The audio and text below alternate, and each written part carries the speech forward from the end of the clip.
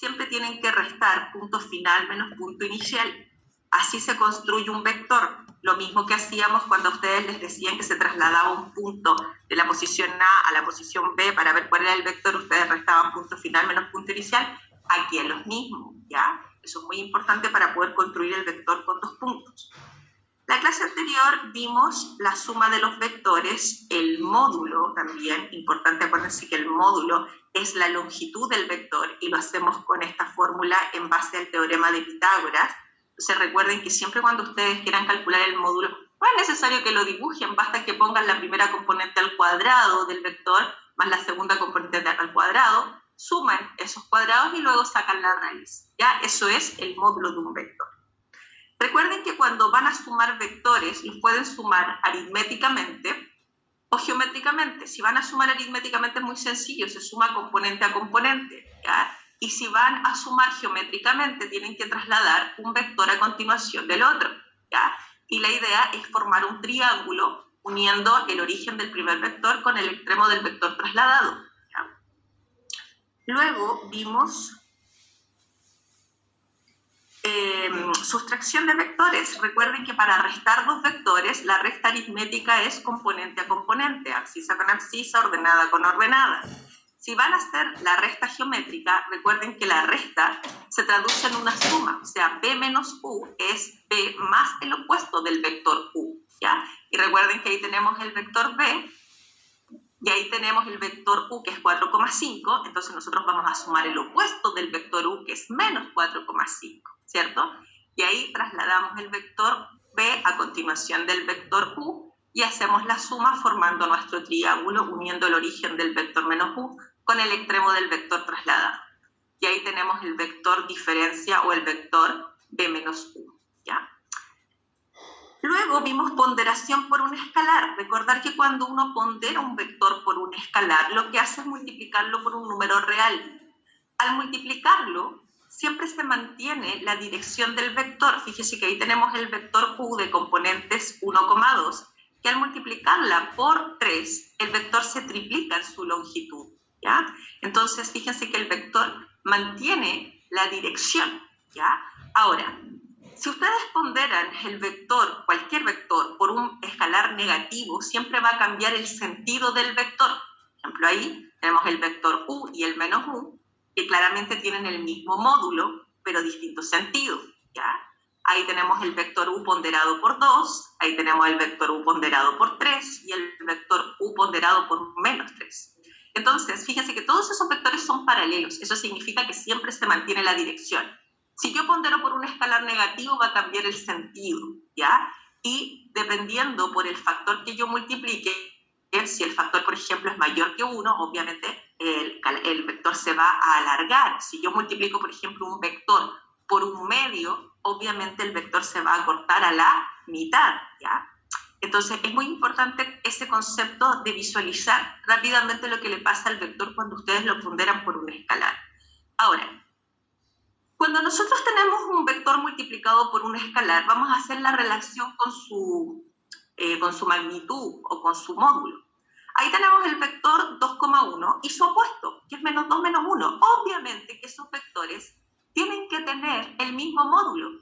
Si yo elevo la primera componente al cuadrado, la segunda al cuadrado, la sumo y le saco la raíz, va a pasar exactamente lo mismo acá en cuanto al módulo. Tienen la misma longitud esos vectores, ¿cierto? Ahora, si yo pondero el vector b, lo pondero por menos 2, lo que va a ocurrir es que el vector se va a alargar al doble y va a cambiar su sentido.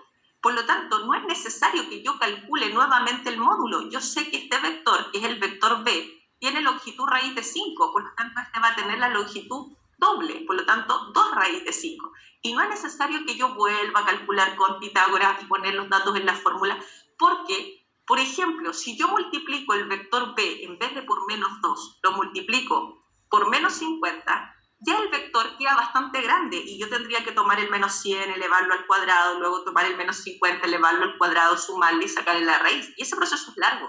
Entonces, mejor entiendo que este vector b, al multiplicarlo por menos 50, finalmente lo que ocurre es que su módulo se va a alargar 50 veces el módulo del vector original.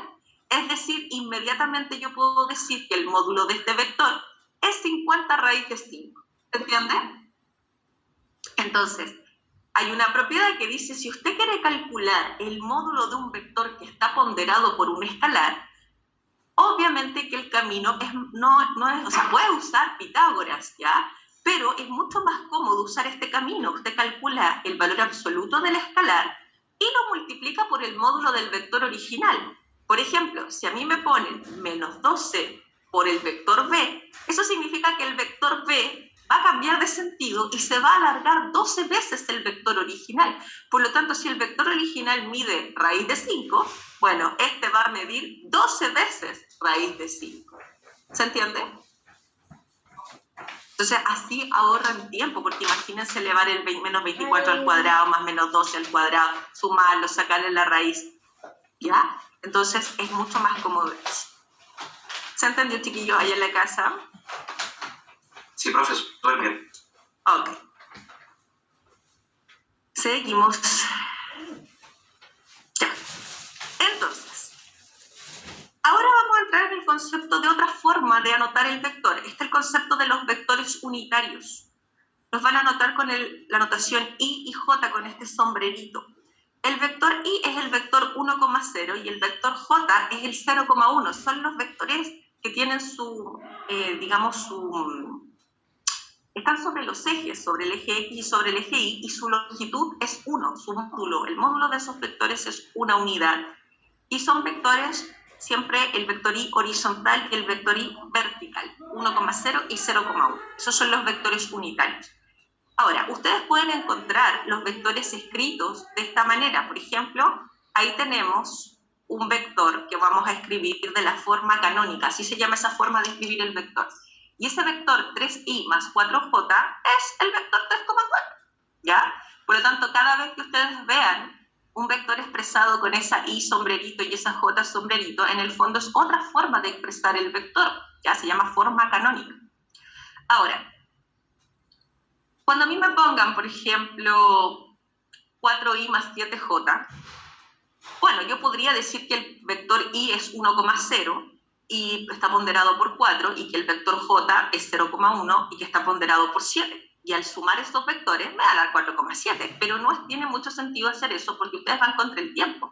Entonces, inmediatamente siempre ustedes le sacan la i, la j, y les va a quedar inmediatamente el vector 4,7. Siempre el coeficiente que acompaña la i es la primera componente y el que acompaña la j es la segunda componente del vector. Entonces, si a mí me dan el vector menos 3i más 5j, yo sé que es el vector menos 3,5. Si a mí me dan el vector i menos 8j, claramente es el vector 1, menos 8. Si me dan el vector 1 medio i menos j, claramente ese es el vector 1 medio, menos 1. ¿Todo bien? ¿Ya? Entonces, otra forma de expresar un vector, nada más. ¿Ya? Ahora, vamos a trabajar un poquito con el espacio, porque después vamos a trabajar también con R3 en cuanto a que vamos a trabajar con cuerpos. Vamos a calcular volumen y área de algunos cuerpos geométricos. Entonces, ahora vamos a pasar a otra dimensión. Vamos a pasar a la tercera dimensión, porque todo lo que nosotros hemos hecho en geometría trabaja solo en el plano cartesiano. Entonces, es muy importante que ustedes han hecho todo su trabajo geométrico solo en esta dimensión. Déjenme anotar aquí. Este es el plano, fíjense que aquí tenemos el eje X y el eje Y. Este es el plano XY. Este es su plano cartesiano. ¿Qué pasa? Aquí tenemos otro eje. Tenemos el eje Z. Este era el eje de las abscisas, el eje X. El eje Y es el eje de las ordenadas. Y este eje se llama eje de las cotas. Así se llama, ¿ya? Cotas. ¿Han escuchado hablar de la cota 1000? Es la altura. Cuando estamos en la cordillera de la cota 1000, hasta ahí se puede construir ahí en Santiago. Bueno, se podía porque se puede construir mucho más arriba. Pero en la cota 1000 es la altura, ¿ya? La altura 1000, a 1000 metros de altura. Entonces, cuando nosotros trabajamos en el espacio, tenemos el concepto de ancho, de largo y de alto. Entonces, es importante tener en cuenta que estos ejes se cortan siempre de manera perpendicular. Este plano es el que está ahí pintado de color verde, es el plano cartesiano X, Y. Pero aquí tenemos el plano XZ, que se da por la intersección del eje X con el eje Z, y aquí tenemos el plano YZ, que se da por la intersección del eje Y con el eje Z. Entonces, aquí tenemos tres planos que se intersectan. Esos planos son como unas hojitas, ¿ya? Eso es lo que tenemos que imaginar. Que son superficies infinitas, que se extienden infinitamente y que generan la intersección de estos tres planos, 8 octantes. Tenemos aquí 4 octantes superiores y aquí 4 octantes inferiores, ¿ya? Es como que si estos fueran habitaciones, por ejemplo, ¿ya? Entonces, ¿qué pasa? Vamos a ubicar puntos en el espacio, porque ustedes están acostumbrados a ubicar puntos en el plano, pero en el espacio van a visualizar que también los podemos ubicar. Todos los puntos en el espacio tienen abscisa ordenada y cota, en ese orden, siempre en ese orden, abscisa ordenada y cota. Si nosotros ubicamos el punto de coordenadas 3,4, lo ubicamos en el plano XY, pero después lo tenemos que levantar hasta la altura del 5. Es importante que para generar esta sensación de profundidad, fíjense que aquí estoy dibujando en el plano, esto es una pantalla, para ustedes lo que están en la sala es la pizarra, es un plano. Entonces tengo que generar la sensación de tercera dimensión, generando la sensación de profundidad. Para eso vamos a trazar una línea que une el origen con el punto 3,4, que está en el plano XY, y vamos a levantar este punto hasta el 5, pero ojo, no vamos a levantar el punto hasta exclusivamente el 5 ahí, sino que lo vamos a trazar una línea paralela y vamos a levantar este punto justo hasta donde se intersecta. Entonces ahí da la sensación de que el punto queda como flotando en el espacio. ¿Se entiende? Ahora vamos a ubicar el punto de coordenadas 2, menos 3,5. Ahí tenemos el punto de coordenadas 2, menos 3 en el plano XY. Trazamos la línea que une el origen con el punto 2, menos 3, y como lo tenemos que levantar hasta la altura del 5, vamos a trazar una línea paralela a ella a la altura del 5, y a donde se intersectan esas líneas, ahí está el punto B. Entonces es muy importante que ahora vamos a trabajar con vectores en el espacio. Entonces vamos a necesitar 2 puntos en el espacio, y con 2 puntos en el espacio vamos a poder generar un vector. Entonces los vectores también se trabajan en el espacio. Entonces, aquí tenemos un vector en el plano, el vector OA. Aquí tenemos un vector OA en el espacio, en 3 dimensiones. Entonces esa flechita está flotando en el espacio, ¿ya? Entonces ese vector OA, fíjense, tiene 3 componentes: la abscisa, su ordenada y la cota, ¿ok? O sea, ahí estamos trabajando en R3, fíjense. Ahora, cuando ustedes generaban un vector en el plano, restaban el extremo menos el origen. O sea, aquí tenemos el punto 2,5 y el punto A, que es 1,1, y ahí teníamos el vector de componentes 1,4, ¿cierto? Bueno, acá, si queremos hacer el vector CD con estos 2 puntos, primero tenemos que graficar el punto 3,4,5, que está ahí, y el 2, menos 3,5, lo vamos a graficar ahí, y vamos a generar el vector CD. Para generar el vector CD, ¿qué tenemos que hacer? Restar el extremo menos el origen. O sea, restamos abscisa con abscisa, ordenada con ordenada, cota con cota. 2 menos 3 me queda menos 1. Menos 3 menos 4, menos 7. 5 menos 5, 0. O sea, ese es el vector de componentes menos 1, menos 7, 0. ¿Se entiende? Entonces, lo mismo que hacíamos en el plano con 2 dimensiones, bueno, ahora lo hacemos en el espacio, ¿ya? Entonces, no se sorprendan si aparece un vector con 3 componentes, porque eso significa que el vector está trabajado en el espacio, no en el plano. ¿Todo bien hasta ahí? ¿Sí? Seguimos. Entonces, es lo mismo, miren. Cuando ustedes quieran calcular un módulo en el plano, o la longitud de la flecha en el plano, dicen la primera componente al cuadrado, la abscisa al cuadrado, la ordenada al cuadrado, suman y sacan la raíz. Esa es la longitud del vector U.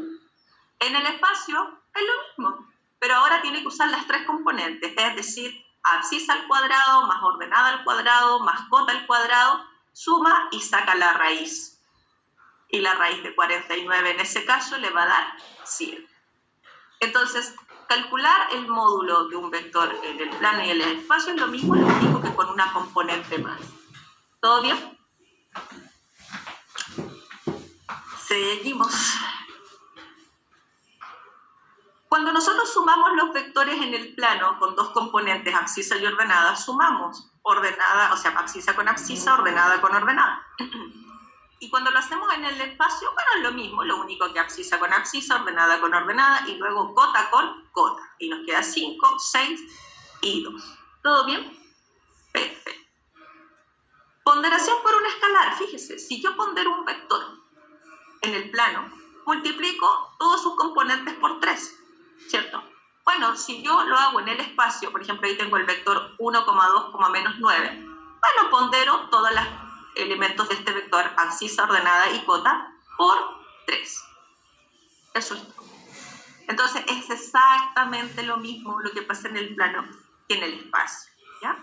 Ahora, cuando hablamos de los vectores canónicos, cuando aparece ahí esta foto, ustedes ya saben que este es el vector 4,7. Este es el menos 2,7, porque estamos trabajando en el plano. Bueno, en el espacio va a aparecer un tercera componente. Fíjese que este es el vector I, el 1,00, el vector J, que es el 0,10, y este es el vector K, que es el 0,01. Entonces, estos son los vectores en el espacio, los vectores unitarios, ¿ya? Este está sobre el eje X, este está sobre el eje Y, y este está sobre el eje Z, y su longitud es de una unidad, ¿ya? Entonces, aquí, ¿qué vector ustedes tienen? 4,7,8. Eso es todo, ¿ya? Por lo tanto, es lo mismo, lo único que llevado al espacio, ¿ya? Lo que sí siempre tienen que tener en cuenta que la I siempre es la abscisa, la J, el que acompaña a la J siempre es la ordenada, y que el que acompaña acá siempre es la cota, el que está en el eje Z, ¿ya? Entonces ahí tenemos 1,-5,-3, ¿sí? Perfecto. Ahora, algunos ejemplos, algunos están en la guía, otros no, pero para que tengan claro lo que les pueden preguntar de vectores, que es bastante fácil, chiquillos. Dice, en la figura adjunta el vector resultante de sumar u más b y restarle el menos b. Ya. A ver, es importante que vamos a sumar primero u con b. Y vamos a hacer la suma geométrica, porque aquí no tenemos las componentes de los vectores, ¿ya? Entonces, ¿qué pasa? Para sumar el vector u con el vector w primero, porque eso es lo que primero tenemos que sumar, vamos a hacer esa operación. Vamos a tomar este vector y lo vamos a trasladar uno a continuación del otro, ahí. Entonces yo estoy trasladando de manera paralela este vector hacia allá. Entonces, ahí tenemos el vector suma, ¿ya? Espérenme, ahí tenemos el vector suma y vamos a graficar aquí la flechita para que ustedes lo vean bien. El vector final aquí sería S. Vamos a poner más grueso aquí. Entonces unimos el origen con el extremo. Ese sería el vector B más 1, ¿sí? Y luego tenemos que sumar, más bien dicho, hacer la resta con el vector B, pero ustedes ya saben que cuando hay que hacer una resta, esa resta se transforma en una suma, o sea, vamos a sumar el opuesto del vector B, ¿cierto?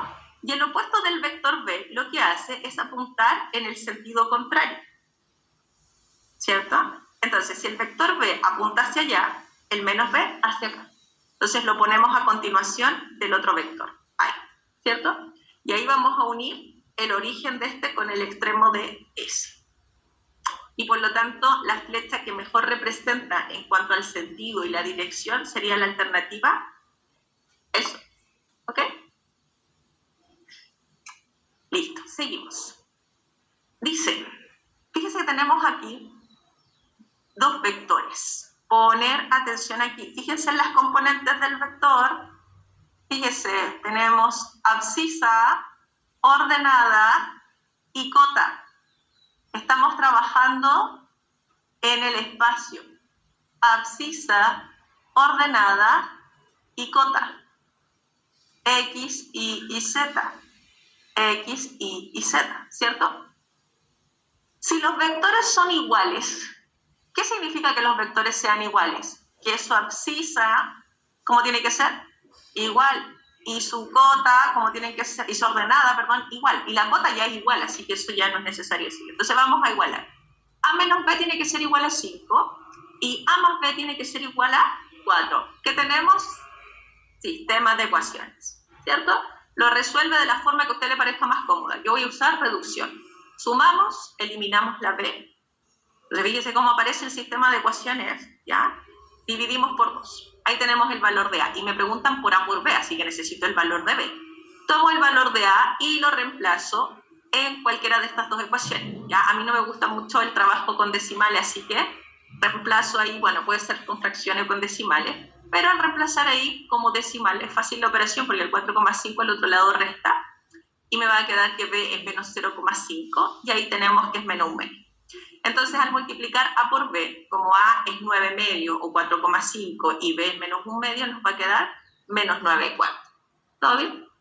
Entonces, en el fondo, ojo con los sistemas de ecuaciones, porque los sistemas de ecuaciones los vamos a usar transversalmente. Puede ser para un problema de planteamiento, puede ser para el trabajo con vectores. Entonces, tienen que tener cuidado con eso. Sí, todo sí. Es muy práctico el tema del sistema de ecuaciones. Seguimos. Mire, dice, considere los vectores. Tenemos 3 vectores, el vector U, el vector B y el vector W. Y me dice que haga la operación, fíjese. Tengo que ponderar el vector U primero por 2, luego vamos a restar el vector B y le vamos a sumar el vector W, pero multiplicado por 3. Entonces, primero vamos a tomar el vector U y lo voy a ponderar por 2. Luego voy a tomar el vector W y lo voy a ponderar por 3. Y una vez que tengo los vectores, reemplazo. Entonces, fíjense, el W de U es 4, menos 2, ahí está. Aquí tenemos el vector, en este caso B, que es 8, menos 8,5, perdón. Y aquí tenemos el resultado del vector ponderado por 3, el W ponderado por 3. Y ahí cuidado con los signos, chiquillos, nomás, porque ahí tienen que hacer la operatoria. Fíjense, 4 menos 8, ¿qué significa? Más 8, ¿cierto? Y luego ahí menos 15. Esa es la primera componente. ¿Ya?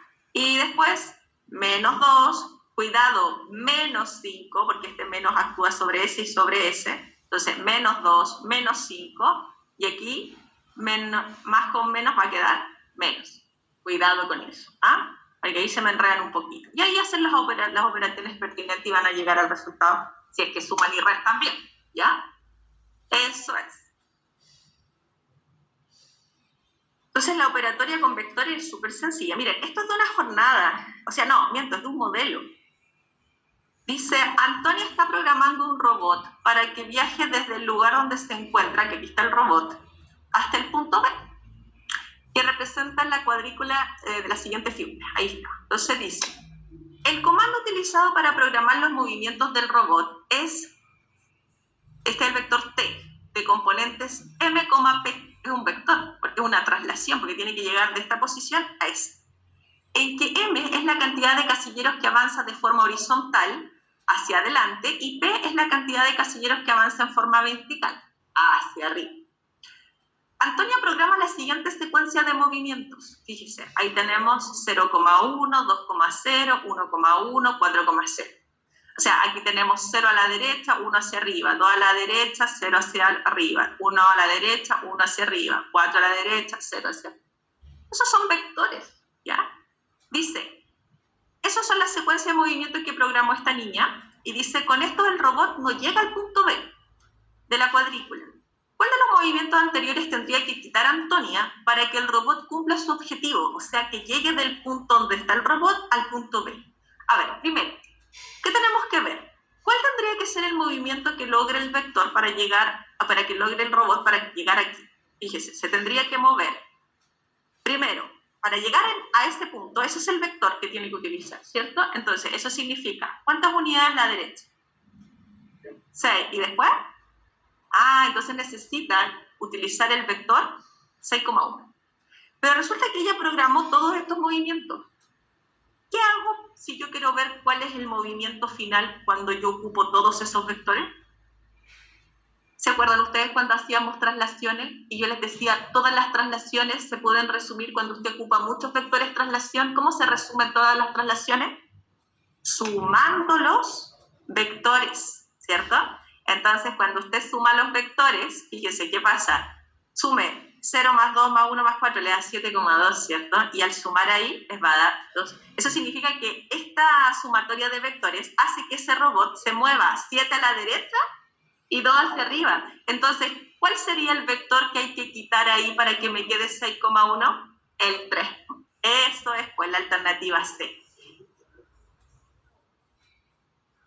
Eso es muy buena idea. Mira, aquí lo tenemos. Tú puedes restar 7,2 con el 6,1 y te va a quedar 1,1. Eso era exactamente lo que yo decía. ¿Viste cómo te leo el pensamiento? hay muchas formas, eso es súper importante, que hay alumnos que empezaron a intentar y veían las combinaciones que vienen, también es válido, pero eso les quita un poquito más de tiempo, ¿ya? Entonces, las preguntas en general, fíjense que es largo el encabezado, pero el desarrollo de la pregunta es cortito, ¿ya? Miren, esta es pregunta del preu, más larga, más elaborada. Miren, es una prueba del año pasado, esta pregunta de vectores. Dice, según la información entregada en la figura adjunta, ¿cuáles de las siguientes afirmaciones esos son verdaderas? Miren que la diferencia, el encabezado de nosotros no dura ni 2 líneas, pero el ejercicio es mucho más complejo.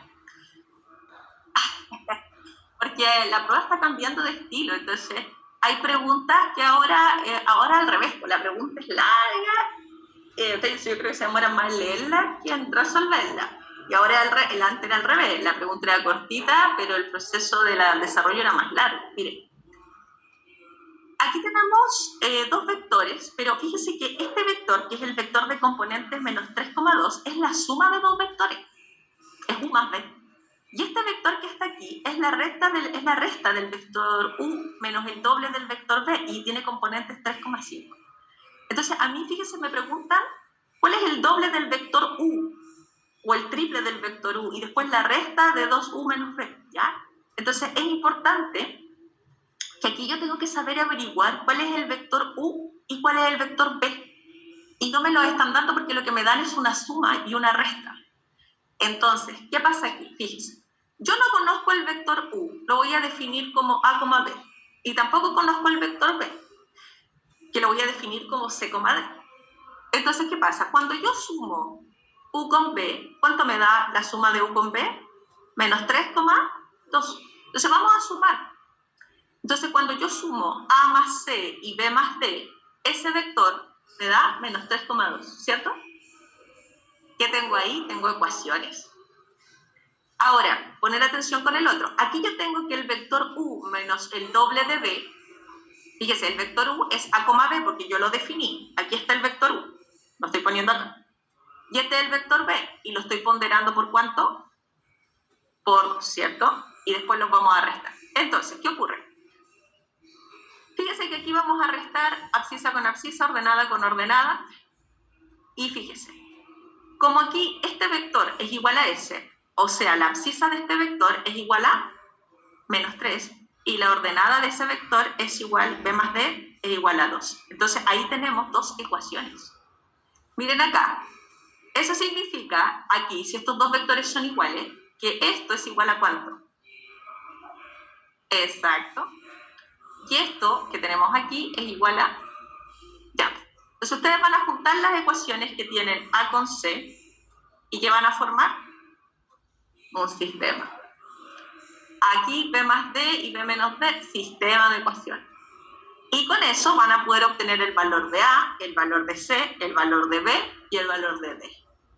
Y ahí recién van a poder contestar si esas son verdaderas o falsas. Pero de fondo aquí hay que plantear ecuaciones. Entonces, este es un ejercicio en el fondo de sistemas de ecuaciones. Pasamos de vectores a sistemas de ecuaciones, ¿ya?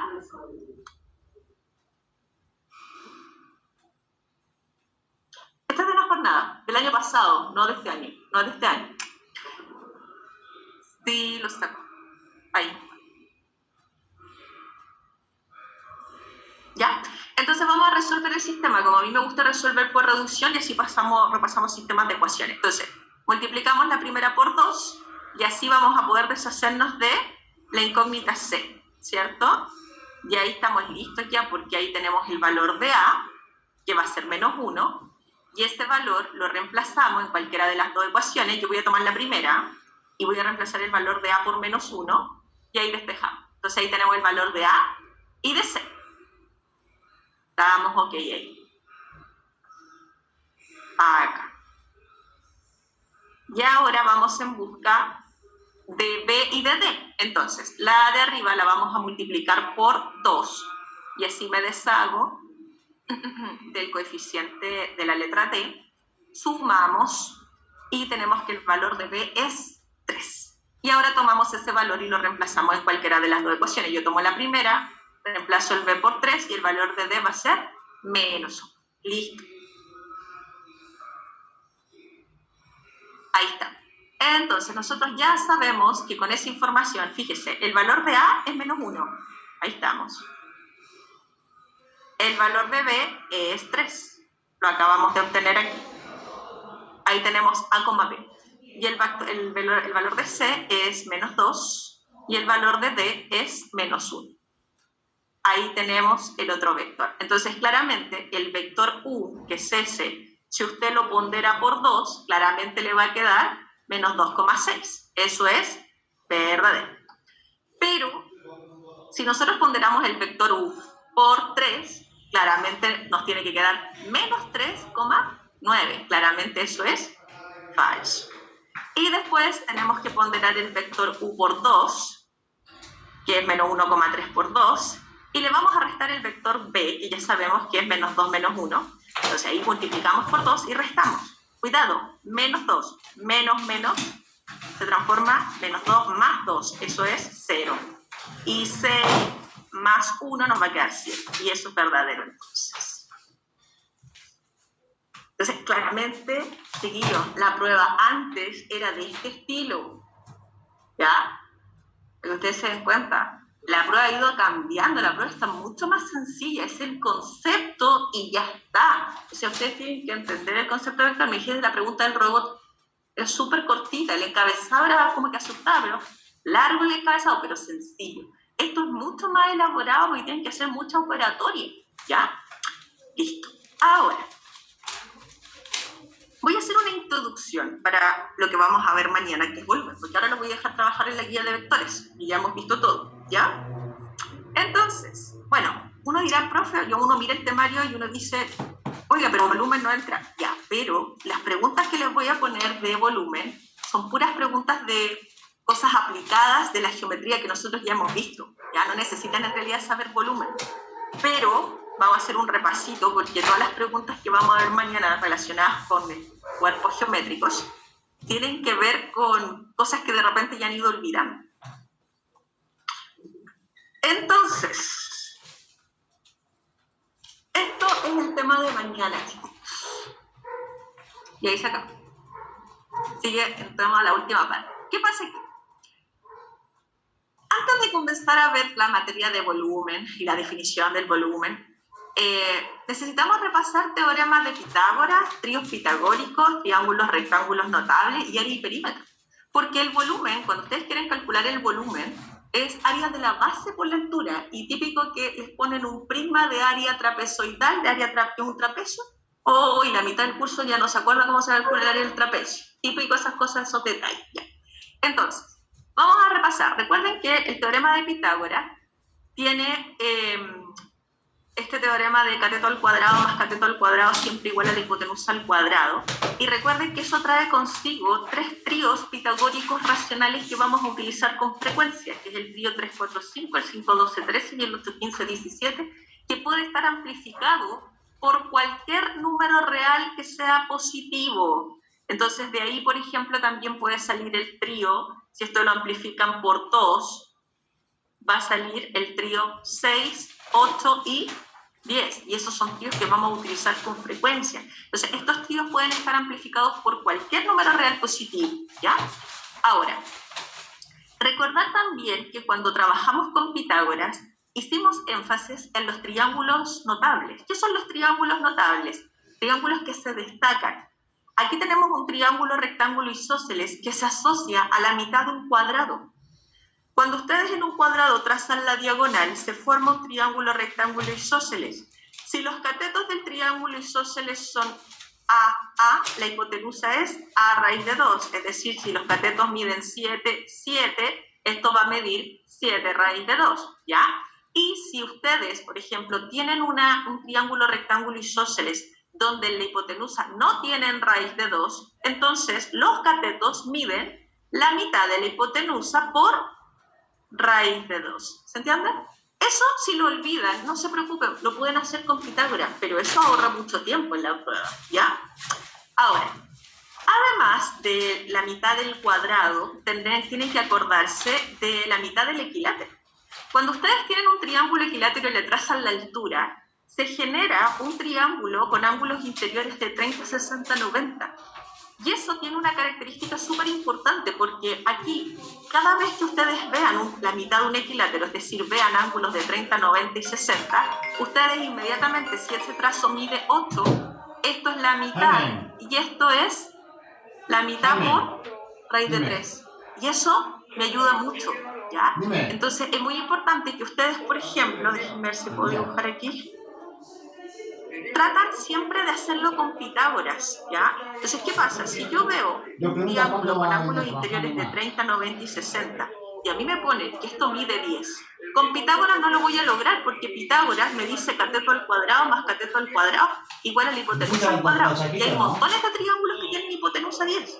Entonces, aquí yo no voy a poder determinar con Pitágoras, pero yo sé que por los ángulos, si esto es 30, esto es 90, esto es 60, este trazo tiene que medir 5, y esto de aquí, 5 raíz de 3, ¿ok? Entonces, cuidado con esas cosas que pasan por ahí, ¿ya? Y otra cosa importante, cuando ustedes están en presencia de la mitad de un equilátero, siempre tienen que darse cuenta de que siempre la hipotenusa, miren, mide el doble que un cateto.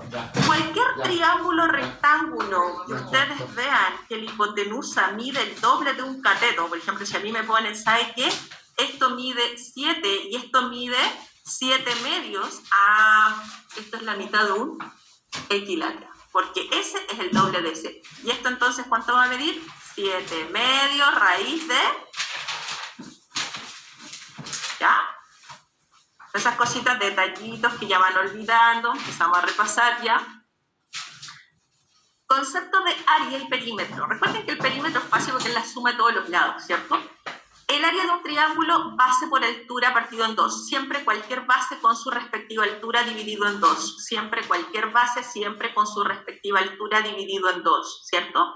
Recordar que en los triángulos que son obtusángulos, importante, hay alturas que van a quedar fuera del triángulo, porque ustedes por alguna razón creen que las alturas siempre están dentro del triángulo. No, si el triángulo es obtusángulo, hay dos alturas que van a quedar afuera. Entonces, por ejemplo, si a mí me preguntan por el área de este triángulo y me dicen que esta base es 8, para poder calcular el área de este triángulo, yo necesito, ¿qué cosa? La altura. Y la altura correspondiente a este lado es esta que tenemos aquí. ¿Se entiende? ¿Ya? Porque siempre tiene que salir del vértice y caer al lado opuesto o a la prolongación del lado opuesto. ¿Ya? Entonces tienen que tener cuidado con los conceptos de área cuando están trabajando con triángulos obtusos. ¿Ya? Para los triángulos equiláteros, área, base por altura dividido en 2, pero mucho más rápido, es decir, base, o sea, lado al cuadrado por raíz de 3 partido en 4. Si un triángulo equilátero tiene lado 8, para calcular su área yo digo 8 al cuadrado por raíz de 3 partido en 4, punto. Es lo mismo que decir base por altura dividido en 2. ¿Por qué? Porque la altura es la mitad del lado por raíz de 3, acuérdense. ¿Ya? Entonces, en el caso del triángulo rectángulo, yo digo base por altura dividido en 2, pero aquí los catetos, si este cateto es base, el otro cateto es la altura. Entonces lo más cómodo es decir cateto por cateto dividido en 2. Ahora, también uno puede trabajar con la hipotenusa. Si usted conoce la hipotenusa, necesitaría esa altura, pero esa altura es menos habitual que se las den. Por lo tanto, mucho más frecuente es decir cateto por cateto dividido en 2. ¿Ok? Ya, recordar área y perímetro de los cuadriláteros. ¿Ya? Entonces, recordar, bueno, el perímetro es fácil porque es la suma de todos los lados, pero el área en los paralelogramos, ojo, ¿cuáles son los paralelogramos? Porque eso es importante también tener claro, los paralelogramos son cuadrado de rectángulo, rombo y romboide, esos son paralelogramos. Acuérdense que los paralelogramos tienen dos pares de lados opuestos paralelos. En los paralelogramos el área es base por altura, base por altura, base por altura, base por altura, ¿ok?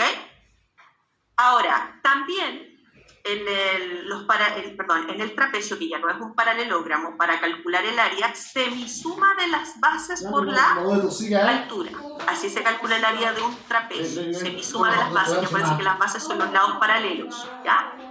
Y en el deltoide usamos las diagonales, diagonal 1 por diagonal 2, partido en 2. Muy importante tener en cuenta que... Vamos a borrar esto aquí. Fíjense en algo importante. En el cuadrado, en el rombo y en el deltoide pueden hacer uso de las diagonales para calcular el área. O sea, en el cuadrado, además de decir lado por lado o base por altura, pueden decir diagonal por diagonal partido en 2. Por eso queda diagonal al cuadrado partido en 2, porque las dos diagonales son iguales. En el rombo, diagonal 1 por diagonal 2 partido en 2. Ahí, me pasó. Y en el deltoide, diagonal 1 por diagonal 2 partido en 2. ¿Ya? Entonces, en el cuadrado y en el rombo, además, tenemos opciones de calcular el área con las diagonales.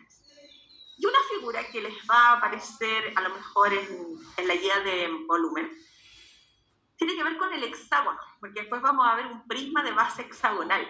Entonces van a necesitar calcular el área de esto.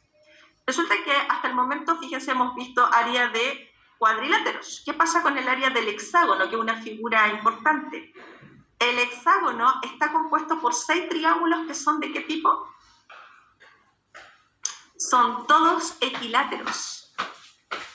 Entonces es muy importante tener en cuenta que si yo voy a calcular el área de un hexágono regular, entonces voy a calcular el área del triángulo equilátero y lo voy a multiplicar por 6.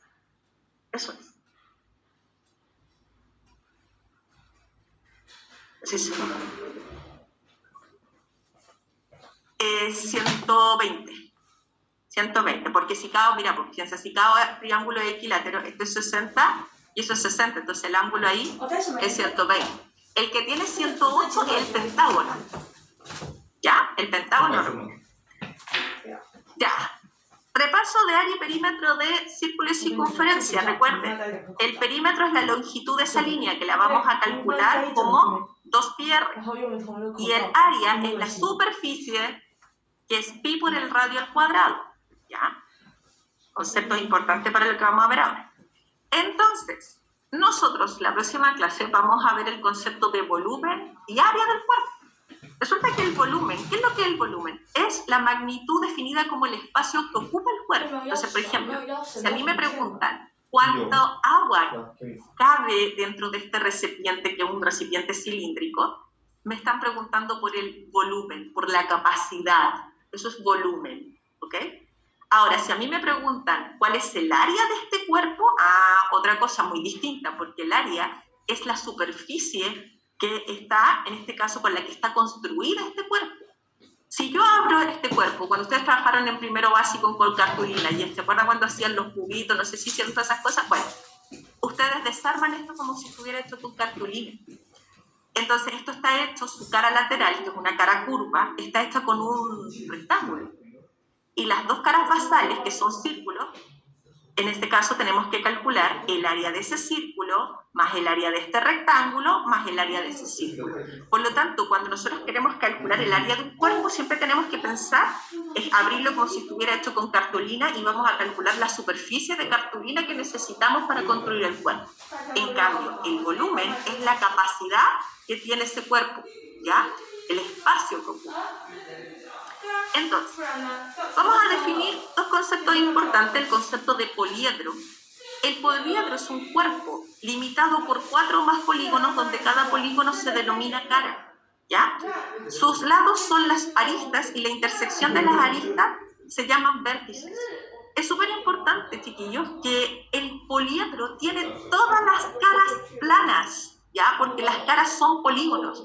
Por ejemplo, el cilindro que yo recién les mostraba no es un poliedro, porque el cilindro tiene una cara curva, ¿ya? Entonces es muy importante que los poliedros siempre tienen sus caras planas. Ahora, dentro de los poliedros tenemos clasificaciones como los prismas. Fíjense que los prismas son un poliedro, pero son un caso especial. ¿Qué característica tienen los poliedros? Están limitados por paralelogramos y sus caras basales siempre son 2 caras basales paralelas, ¿ya? Entonces es muy importante que siempre las caras laterales del prisma son paralelogramos. Fíjense que esto es un rectángulo, ¿ya?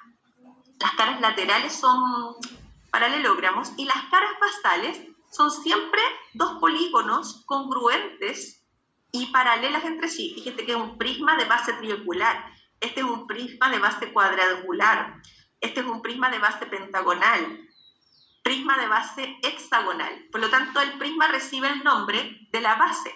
Por ejemplo, aquí este es un prisma que está acostado, pero es un prisma de base trapezoidal, porque sus bases son un trapecio. ¿Se entiende? Esos son los prismas, ¿ya?